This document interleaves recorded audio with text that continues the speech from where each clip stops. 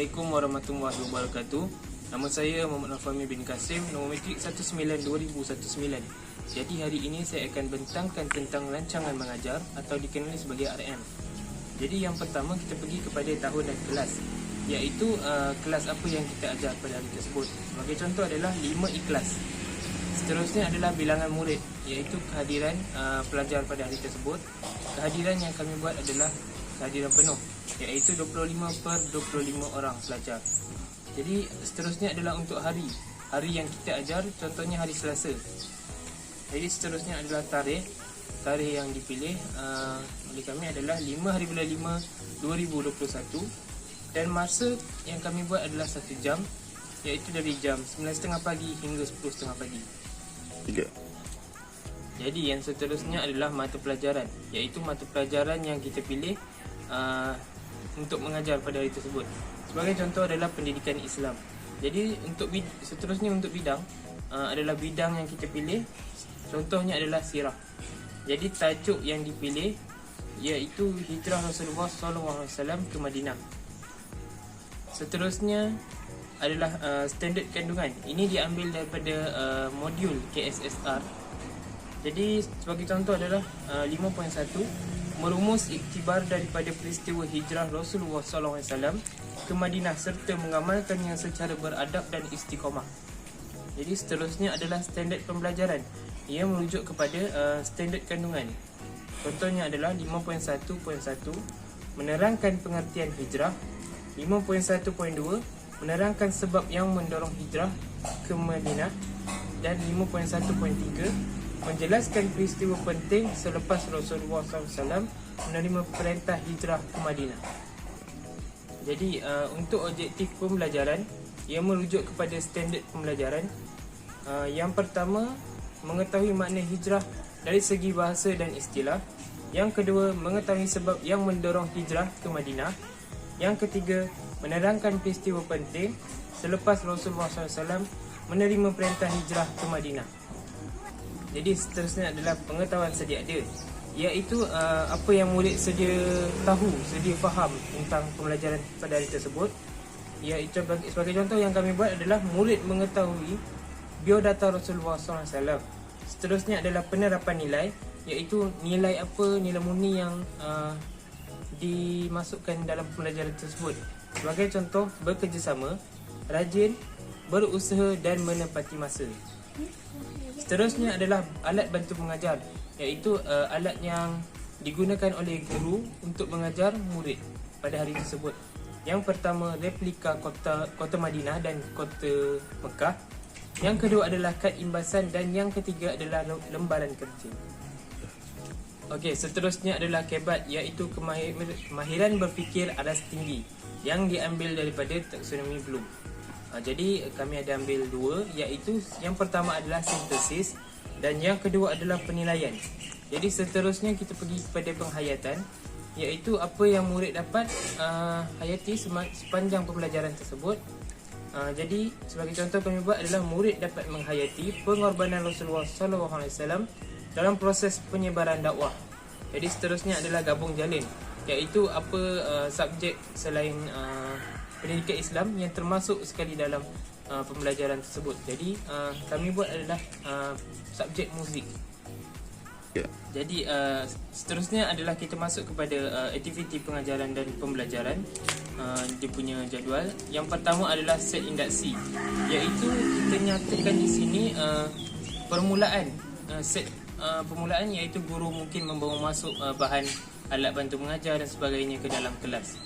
Jadi di bahagian catatan kita boleh letaklah ABM, objektif, nilai, kebat dan yang lain-lain yang digunakan. Seterusnya adalah untuk langkah 1. Langkah 1 ini dikenali sebagai langkah pengajaran, iaitu langkah guru mula mengajar subjek tersebut.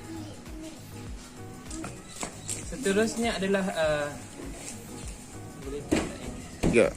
Okey, jadi seterusnya adalah langkah 2, iaitu langkah aktiviti, di mana guru menjalankan aktiviti untuk belajar seperti aktiviti soal jawab, mengulang kaji dan sebagainya. Seterusnya adalah langkah 3, iaitu langkah lembaran kerja ataupun langkah aktiviti, iaitu guru memberikan latihan kepada pelajar untuk melihat untuk menilai dari segi kefahaman pelajar tersebut pada hari pembelajaran tersebut. Jadi seterusnya adalah untuk penutup. Penutup ini adalah biasanya guru akan mengulang semula pembelajaran pada hari tersebut, pelajaran topik pada hari tersebut. Jadi dan akhir sekali untuk impak adalah seramai mana pelajar yang dapat menguasai objektif. Jadi sebagai contoh kami buat secara kesimpulannya seramai 24/25 orang pelajar dapat menguasai objektif pembelajaran pada hari ini, iaitu hijrah Rasulullah SAW ke Madinah. Manakala satu orang pelajar tidak dapat menguasai pembelajaran hari ini kerana ABM iaitu replika kurang menarik dan kurang menarik perhatian. Maka dengan itu guru haruslah memperbaiki replika tersebut supaya dapat menarik perhatian murid. Sekian daripada saya tentang rancangan mengajar.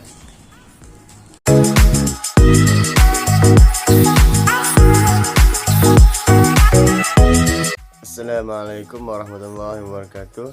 Nama saya Muhammad Amir Hakim bin Mustafa, nombor ITIK 192000022. Kali ini saya akan membentangkan ABM berkaitan perjalanan Nabi dari kota Mekah ke kota Madinah. Okey, tempat yang pertama dari kota Mekah ke kota Madinah, dia akan singgah ke Gua Sur. Okey, yang lepas Gua Sur, Nabi singgah ke kota Quba. Okey, barulah dia sampai ke kota Madinah. Okey, faham? Ada 4 tempat dia singgah. Mana empat tempat tu lah. Tengok gambar ya, tengok gambar. Okey. Assalamualaikum warahmatullahi wabarakatuh. Nama saya Adab. Okey, hari ini saya akan menerangkan tentang lebaran kerja atau latihan. Okey, apakah yang dimaksudkan dengan lebaran kerja? Lebaran kerja ialah soalan-soalan yang dibuat oleh guru dan diberikan kepada pelajar pada akhir pengajaran. So, lebaran kerja tersebut dibuat oleh guru sebelum proses PMP.